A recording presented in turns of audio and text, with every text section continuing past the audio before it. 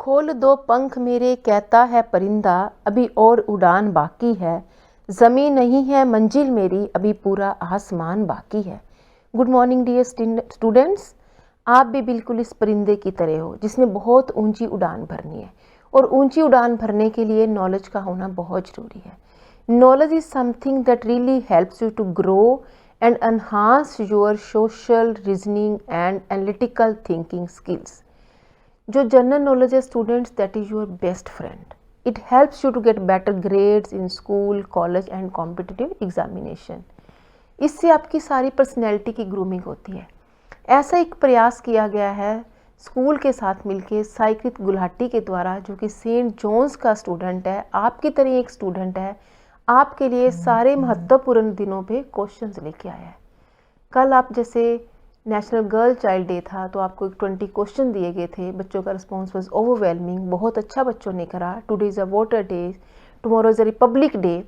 तो ऐसे जितने भी इम्पोर्टेंट डेज़ हैं उनके बारे में जानने के लिए, ज़्यादा डेप्थ में जानने के लिए हम आपके साथ एक लिंक शेयर करेंगे और आपने 20 क्वेश्चंस का रिप्लाई करना होगा।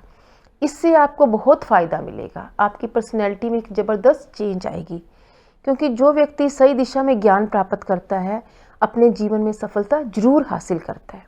ज्ञान इज सच अ ट्रेजर, बहुत बड़ा खजाना है, और जितनी आप प्रैक्टिस करोगे उतना फ़ायदा आपको होगा। प्रैक्टिस जो है एक की है टू गेट नॉलेज। अभ्यास करना बहुत ज़रूरी है। Wish you all the best. तो आगे भी हम आपके साथ ऐसे ही छोटे छोटे जो आपकी नॉलेज को बढ़ाने के लिए प्रयास करते रहेंगे। Thank you, thanks a lot.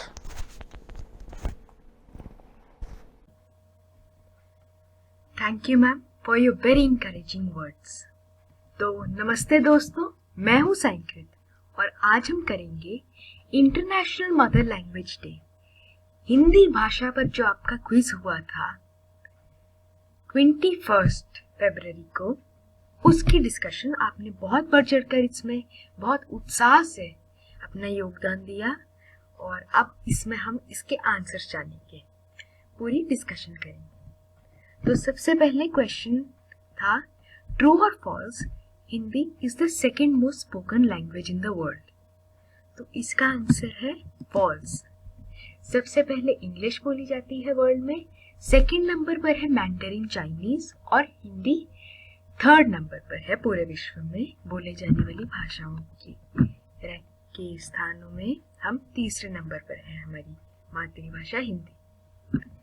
Which of the following is the script of Hindi language?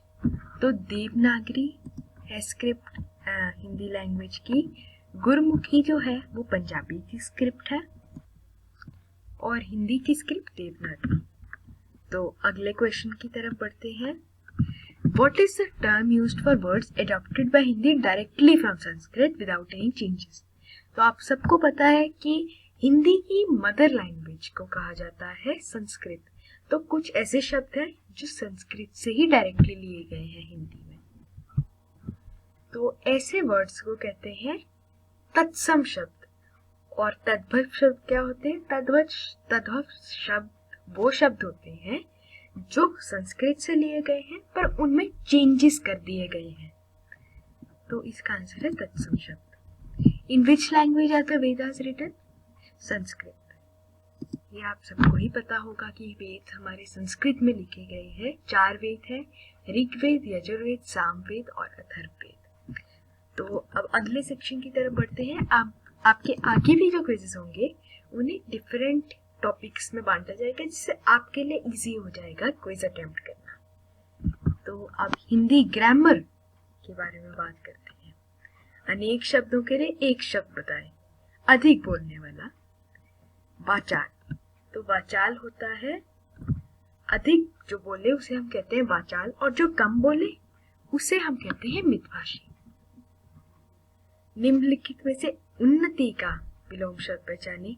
अस्त तो आपको पता है सूर्य का ढलना, अनुपस्थित होता है किसी का ना होना, और अवनति है उन्नति का विलोम। निम्नलिखित में से सूर्य का पर्यायवाची बताएं। तो सूर्य का पर्यायवाची है दिनकर। अरण्य का मतलब होता है एक जंगल, और अंबर होता है आसमान। और वपु शरीर को कहा जाता है, तो दिनकर सूर्य का पर्यायवाची है।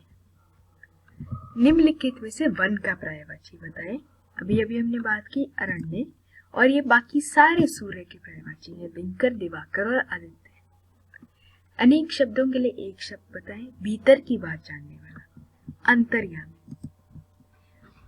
और निम्नलिखित अंतर्यामी आप सभी को पता ही होगा।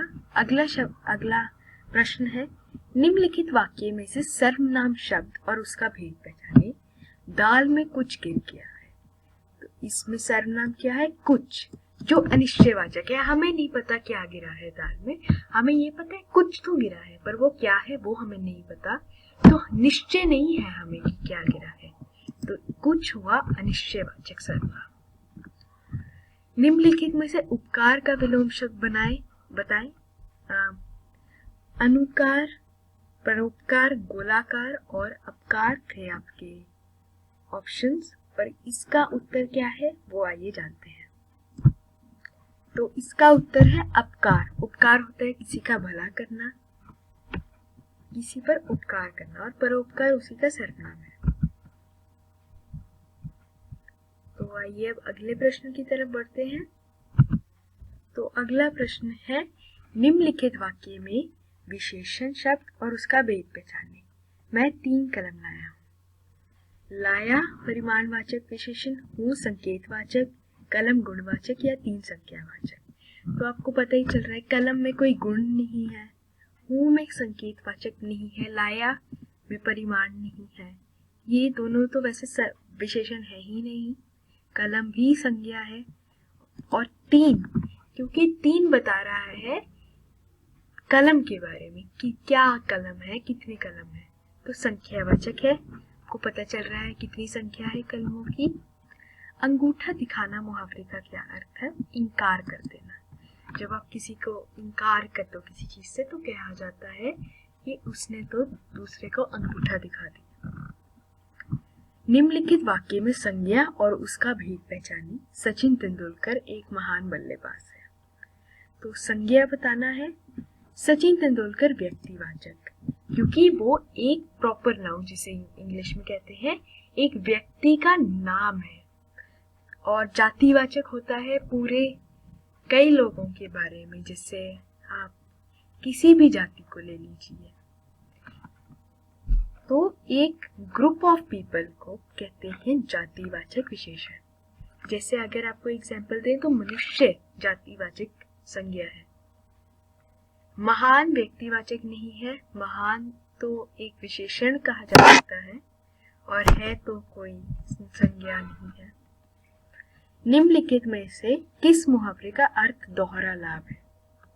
तो इसका अर्थ है आम के आम, गुठलियों के दाम।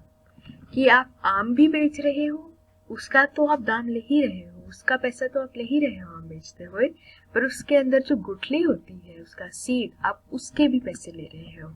तो आपको क्या हो गया? दोहरा लाभ। तो ये मुहावरा है जिसका अर्थ है दोहरा लाभ कमाना। निम्नलिखित में से सही लिखा हुआ वाक्य पहचाने। तो इसका आंसर है मैं तेरी घर आऊंगा। आप पढ़कर ही आपको पता चल रहा है कि आंसर क्या है। अब अगले सेक्शन की ओर बढ़ते हैं। तो सबसे पहले इसमें कॉम्प्रिहेंशन थी, वो पढ़ते हैं। वायु प्रदूषण का सबसे अधिक प्रकोप महानगरों पर हुआ है। 20 वर्षों में भारत के प्रत्येक नगरों में कारखानों की जितनी तेजी से वृद्धि हुई है, उससे वायुमंडल पर बहुत प्रभाव पड़ा है, क्योंकि इन कारखानों में चिमनियों से पूरा दिन निकलने वाले धुएं ने सारे वातावरण को जहरीला बना दिया है। इसके अलावा सड़कों पर चलने वाले वाहनों की संख्या में तेजी से होने वाली वृद्धि भी वायु प्रदूषण के लिए पूरी तरह उत्तरदायी है। इन वाहनों के धुएं से निकलने वाली कार्बन मोनोऑक्साइड गैस के कारण आज ना जाने कितने प्रकार की सांस और फेफड़ों की बीमारी आम बात हो गई है। इधर बढ़ती हुई जनसंख्या, लोगों को काम की तलाश में गांवों से शहरों की ओर भागना भी वायु प्रदूषण के लिए अप्रत्यक्ष रूप से उत्तरदायी है। शहरों की बढ़ती जनसंख्या के लिए आवास की सुविधा उपलब्ध करने के लिए वृक्षों और वनों को भी निरंतर काटा जा रहा है। वायु प्रदूषण को बचाने वाले कारणों की हमें खोज करनी चाहिए। पर्यावरण की सुरक्षा के लिए अधिक से अधिक वृक्ष लगाने चाहिए। तो ये अनुच्छेद आपको पता लग गया होगा इसमें क्या बताया हुआ है वायु प्रदूषण के कारणों के बारे में, और हमें अधिक से अधिक वृक्ष लगाने चाहिए। तो आइए इसके जो सवाल इससे पूछे गए थे उनकी चर्चा करते हैं। निम्नलिखित में से कौन सा वायु प्रदूषण की बढ़ावट के लिए जिम्मेदार है? सफाई करना तो वायु प्रदूषण नहीं होगा, पौधे लगाने से भी नहीं होगा, कारखानों का धुआं इसका उत्तर है, उपरोक्त दिए हुए सभी भी नहीं हो सकता। वाहनों से निकलने वाली कौन सी गैस हमारे लिए हानिकारक है? ये यहाँ दिया हुआ है, कार्बन मोनोऑक्साइड गैस। निम्नलिखित में से किस पर वायु प्रदूषण का सबसे अधिक प्रकोप हुआ है? तो ये भी यहाँ दिया हुआ है, वायु प्रदूषण का सबसे अधिक प्रकोप महानगरों पर हुआ है। अगला प्रश्न, सही या गलत? वायु प्रदूषण को कम करने के लिए पौधारोपण आवश्यक है। तो ये भी दिया हुआ है, पौधारोपण का मतलब होता है वृक्ष लगाना। तो ये सही है। तो ये थे आपके सारे क्विज के उत्तर। तो मैं आशा करता हूँ कि आपको ये चर्चा देखकर बहुत कुछ जानने को मिला होगा, और आप आगे की क्विज़ में भी ऐसे ही बढ़ चढ़कर हिस्सा लेते रहिएगा। और आज के लिए धन्यवाद। इस वीडियो को लाइक करिए, शेयर कीजिए जिन्होंने भी ये क्विज दिया था, और चैनल को सब्सक्राइब करना मत भूलिएगा, क्योंकि उससे आगे जो भी आप क्विजेस करेंगे उनकी डिस्कशन आपको नोटिफिकेशन आ जाएगी और आपका कुछ मिस नहीं होगा। तो